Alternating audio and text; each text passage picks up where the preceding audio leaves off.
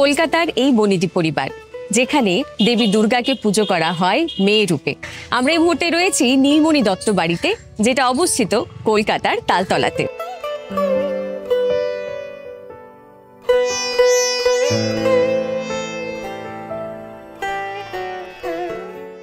আচ্ছা কুণালদা, মায়ের মেয়ে রূপে পূজিত হওয়া ঠিক কত বছর ধরে এখানে এইভাবে পুজো হচ্ছে?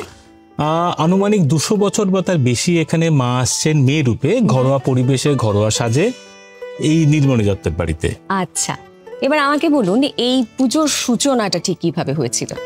বলা হয় যে এই পুজোটা প্রথমে বেগমপুর অঞ্চলে শুরু হয়েছিল। তখন এনাদের বাড়িতে জগদ্ধাত্রী পুজো হতো। পরবর্তীকালে পূর্ণচন্দ্র দত্ত বলে একজন ছিলেন, তার বাড়িতে পুজো হয়। এই বাড়ি যবে তৈরি হয়েছিল তবে থেকে এই বাড়িতে পুজো হচ্ছে। আচ্ছা আচ্ছা কুণালদা, নীলমণি দত্ত সম্বন্ধে আরো কিছু জানতে ইচ্ছে করছে। যা জানা যায় যে নীলমণি দত্ত জামা কাপড়ের ব্যবসা করতেন। আচ্ছা। ওনার জায়গাটা ছিল চাঁদনি চক, যেখানে উনি ব্যবসা করতেন, এবং এই ব্যবসা করে উনি প্রভূত অর্থের মালিক হন। আচ্ছা। আর একটা খুব ইন্টারেস্টিং ব্যাপার যে নীলমণি দত্তের 108টা বাড়ি ছিল। ও, তো পরবর্তীকালে অবভিয়াসলি দান ধ্যানের মাধ্যমে কিছু বাড়ি হ্রাস পেয়েছে, আর উনি একটা ট্রাস্ট তৈরি করে দিয়ে গেছিলেন, যার নাম হচ্ছে নীলমণি দত্ত ট্রাস্ট এস্টেট।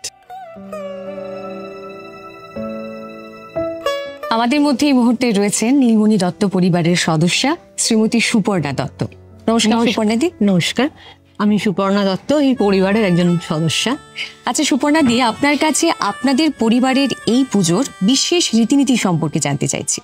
আচ্ছা, আমাদের পুজো শুরু হয় পঞ্চমী থেকে, মানে পঞ্চমী থেকে শুরু হয়, এবং পঞ্চমী থেকে আমাদের মায়ের যা যা মানে ভোগের জন্য লাগে সেগুলো সব প্রস্তুত করা হয়, এবং সেদিন সারাদিন আমাদের মেয়েদের প্রচুর কাজ থাকে।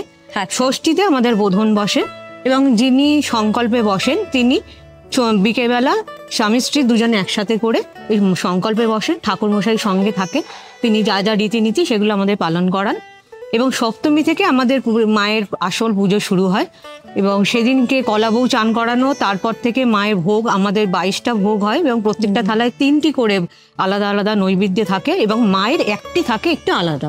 হ্যাঁ, এটা আমাদের সপ্তমী, অষ্টমী এবং নবমী 3 দিন চলে, দশমীতেও চলে। এবং প্রত্যেক দিন বিকেলবেলা আমাদের মায়ের লুচি এবং আলু ভাজা, এবং তার সাথে ক্ষীর, রাবড়ি, মিষ্টি, এগুলো আমাদের বিকেলবেলা ভোগ হয়, এবং সেই ভোগগুলো আমাদের সমস্ত পরিবার, যারা আত্মীয় স্বজন আছেন, সবার মধ্যে বিতরণ করা হয়। আচ্ছা, এইভাবেই চলে। দশমীর দিন সকালবেলা মায়ের আরতি হয়ে যাওয়ার পর আমাদের মায়ের সুতো কাটা হয়, এবং তারপরে আমাদের মায়ের চরণ দর্শন হয়, এবং প্রত্যেকে বাড়ির বড়দের শুরু হয়ে চরণ দর্শন শুরু করেন, এবং তারপরে পরপর যেরকম ভাবে হতে থাকে এইভাবে হয়। এবং তারপর আমাদের দুপুরবেলা ভাত, এবং এই কদিন কিন্তু আমাদের পুরো নিরামিষ, কিন্তু দশমীর দিনকে আমাদের ভাত, মাছ, পায়েস এবং 5 রকম ভাজা, এইগুলো আমরা খাই। মানে সেটা দশমীর পরে, দশমী মায়ের সুতো কেটে দেওয়ার পরে, মায়ের চরণ দর্শনের পরে আমরা দুপুরবেলা এগুলো করি, এবং বিকেলবেলা যে মানে রীতি অনুযায়ী মাকে আমরা বরণ করি, এবং তারপরে মায়ের চলে যাওয়ার সময় হয়, এবং তারপর আমরা ওয়েট করে থাকি নেক্সট আমাদের জগদ্ধাত্রী পুজো হয় বাড়িতে, এবং সেই জগদ্ধাত্রীকে আহ্বান করার জন্য আমরা আস্তে আস্তে এবার শুরু হতে থাকি। আচ্ছা, অসংখ্য ধন্যবাদ। ধন্যবাদ।